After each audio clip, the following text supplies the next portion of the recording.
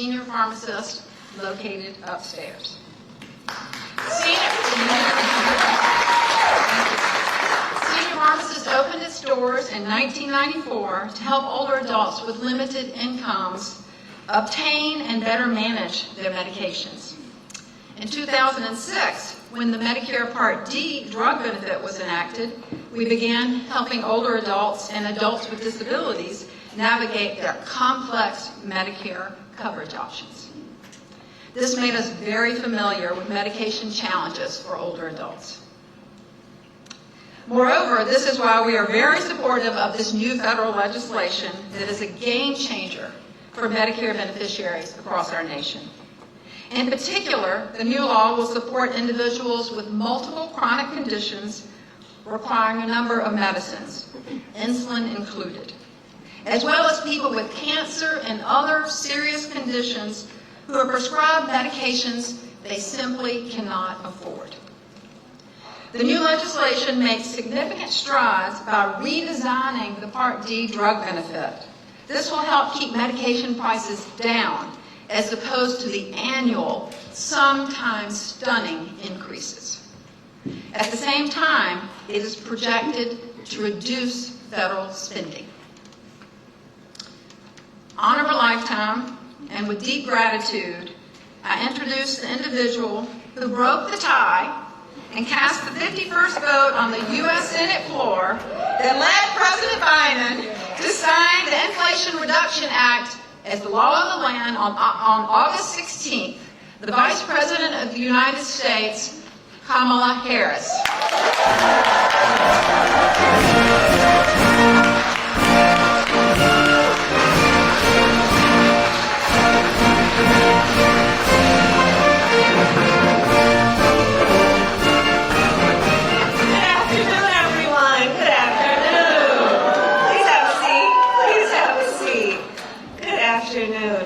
It is so good to be back in North Carolina and in Durham. Governor, I thank you. I was saying to Roy Cooper, who I've known for years, he and I were attorneys general together when I was attorney general of California and he, of course, in North Carolina.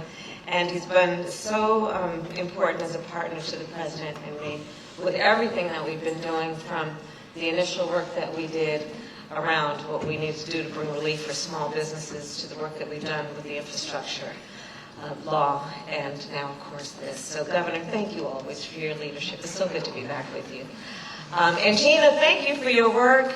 This afternoon, we had a tour of the facility and got to meet with some extraordinary leaders, including our seniors who have been providing such an important voice on these issues and having the ability with such courage to tell your personal stories, and I'm looking at a few of them right now. To tell your personal stories in a way that really gives voice to so many folks who are not in this room right now, but need to be heard. So I thank you for that. And Mayor O'Neill, where are you? I want to thank you for all of your leadership. It's good to be back with you again as well. Yes. And we are joined by so many leaders. I see some old friends, and I mean long-standing, we don't say that. And many new ones, and I want to thank you, including our administrator for the Centers of Medicaid and Medicare Services, Chiquita Brooks LaSure. Where are you? There she is. I will tell you, she has broke so many barriers in terms of her leadership and being the first in so many ways. But on this and so many issues, she is always fighting for the people of our country, and in particular those who deserve to have the dignity that comes with having a nation think about their care and doing it in a way that is thoughtful and comprehensive. So thank you, Madam Administrator, for that. Congressman David Price, I see you there. Thank you. You have been representing this district for over 30 years, and again, a real champion for North Carolina, and I've seen him in the halls of Congress doing the work of making sure that we are always thoughtful about this community. So I have worked with many folks over the years, and I will tell you that the folks who are leaders who I have just mentioned in this room know this state so well, and the dreams of the people of this state. And so that's why I'm here because the President and I wanted to make sure that we were highlighting the work of the leaders here in Durham and in North Carolina on this very important issue that impacts people around our nation. So, that being said, let's understand. Today in America, there are more than 50 million people over the age of 65. And North Carolina has one of the largest and fastest growing populations of seniors in the country, with currently, and it's growing, just under 2 million seniors. And who are we talking about? We're talking about folks that have spent their entire lives working hard, building families, and contributing to their community, and creating a path for so many of us to follow. However, far too often, our nation does not provide our seniors with the support and the resources they need. In fact, I'm sad to share with you that in our nation, right now, at least 9% of our seniors live in poverty. Among women 80 years old and over, that number jumps to 14%. Today, 1 in 10 seniors reports experiencing elder abuse. And that's an issue I've been working on since back in my days when I was district attorney. And on the issue of elder abuse, far too often, they suffer silently for fear that to tell anyone might mean that they will be deprived of their ability to live independently and be taken seriously and treated with respect. And today, millions of seniors still struggle to afford the health care they need and they deserve. But our administration is determined to lower health care costs for our seniors, and a key part of that work is lowering the cost of insulin.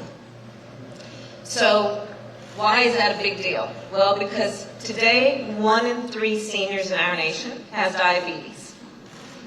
And for seniors on Medicare, a month of insulin can cost more than $100. Extremely expensive. I've talked with our seniors in different parts of the country who talk about how they ration their insulin because they cannot afford to refill their prescription. I met with one of the community pharmacists just about a few minutes ago, talking about what he has seen when seniors come into the pharmacy and say, I can't refill my prescription yet because I'm not ready to be able to pay that until the beginning of next month. Right? So folks who need a prescription filled because a doctor, a medical health professional said that's exactly what you need to alleviate your pain or improve the quality of your life, unable to fill the prescription that would do just that. Folks who talk about with their insulin, they then, to stretch it out, will do 1 day on and 1 day off, which means, and the medical professionals here can tell you, to do that means that they endure dizziness and nausea and blurry vision because they simply don't have any other choice but to try and stretch it out. And understand the importance of this in terms of the numbers of folks we're talking about and the seriousness of this issue. A diabetic who goes for too long without insulin could fall into a coma or even die. And no one should have to worry and wonder about whether they will be able to afford the insulin that keeps them alive. And that is why, starting next year, our administration will cap the cost of insulin prescriptions for people on Medicare to $35 a month.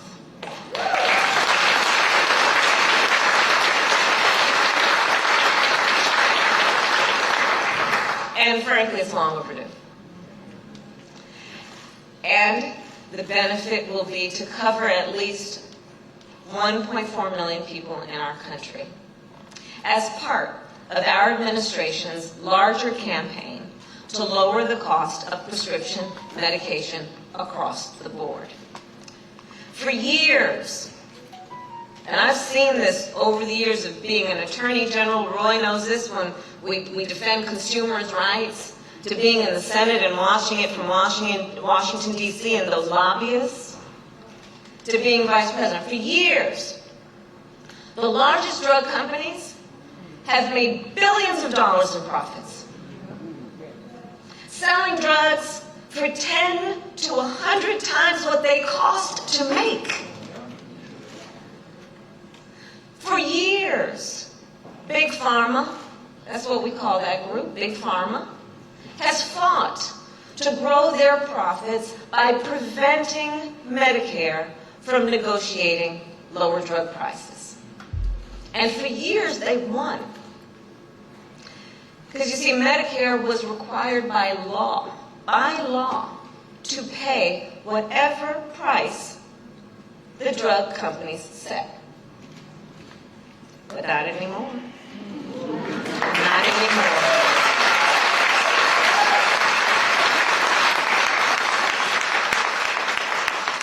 So last month, our administration gave Medicare the power to negotiate with Big Pharma on behalf of our seniors.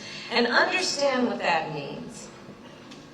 It means, yes, we're changing the game, but it also means this, in terms of breaking down the issue. It means that our seniors should not be out there having to fight for themselves against these powerful interests.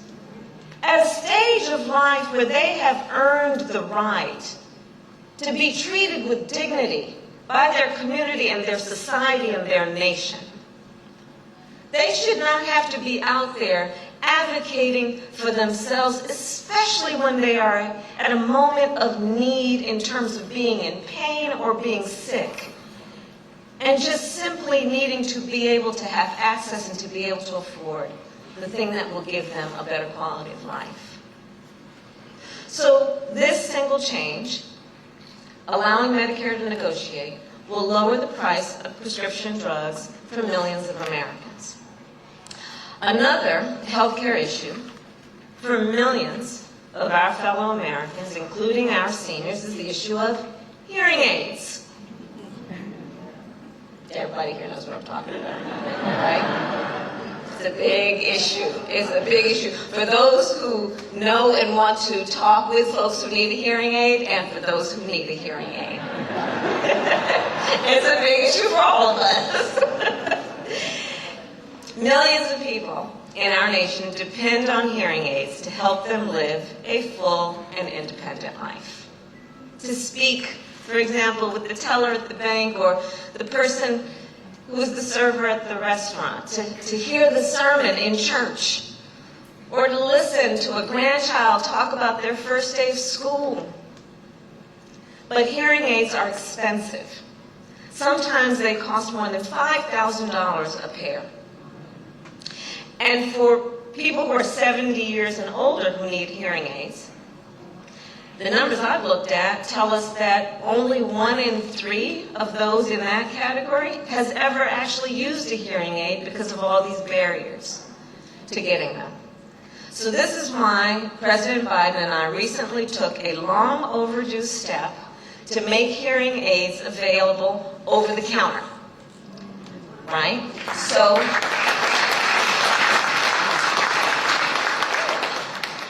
no prescription. Go to the community pharmacist, right? So this will reduce the average cost of a pair of hearing aids by thousands of dollars. Soon, Americans with mild to moderate hearing loss will be able to buy their hearing aids at the local drugstore or pharmacy, no prescription needed.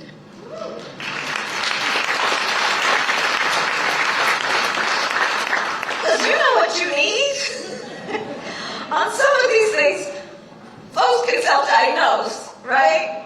I know I can't hear something that I want to hear. And so it's practical, as well as absolutely intended to bring down the cost and allow so many people to access and afford the help they need. And so that brings me to my final point for today, which is the important work that we are doing to cap out-of-pocket prescription drug costs. So imagine this. Imagine, for example, a 70-year-old woman goes in for her annual checkup, and she complains about stiffness and pain in her joints. And after running some tests, her doctor diagnoses her with rheumatoid arthritis. And let's say a few days later, she goes down the street to her pharmacy to fill the prescription. And she learns that the copay for a single month of pills is $600 or $700. Across our nation, seniors with chronic medical conditions are paying as much as $10,000 a year for the medication they need to simply stay healthy and stay alive. Seniors who have to choose between paying their rent and filling their prescription. Seniors who are forced to cut their pills in half because they cannot afford their full prescription, a prescription for the dosage that they actually require. This has got to stop. It's got to stop. And this is why, beginning in 2025, our administration will cap out-of-pocket prescription drug costs to $2,000 a year for people on Medicare. Medicare.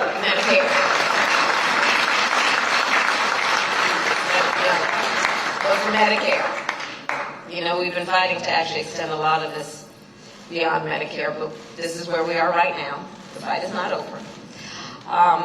But what this means is that no matter how much your prescriptions cost, no matter how many prescriptions you have, and so many of our seniors have a dozen or more prescriptions that they need to take, for you, you will pay no more than $2,000 a year for your medicine. And so that means if you are on Medicare, or if you will soon be on Medicare, you will no longer have to worry that one terrible diagnosis will bankrupt you or your loved ones. So for President Biden and me, it really does come down to this. Access to health care should be a right, not a privilege for those who can afford it.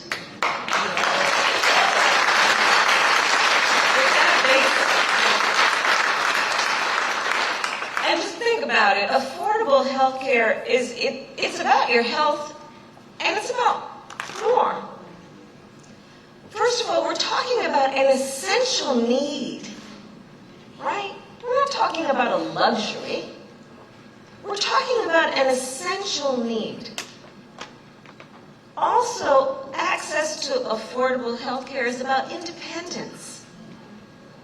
Independence from debt, independence from fear, independence from pain.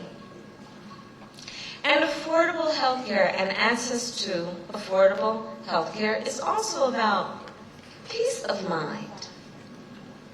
The peace of mind that comes from knowing you will never have to choose between your physical well-being and your financial well-being. And affordable health care ultimately is about dignity. The dignity to which all people are entitled and deserve.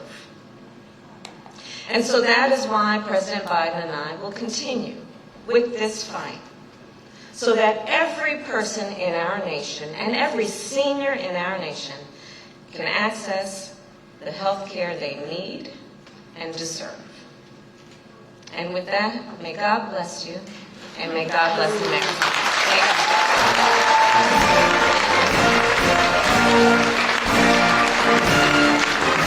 Thank you.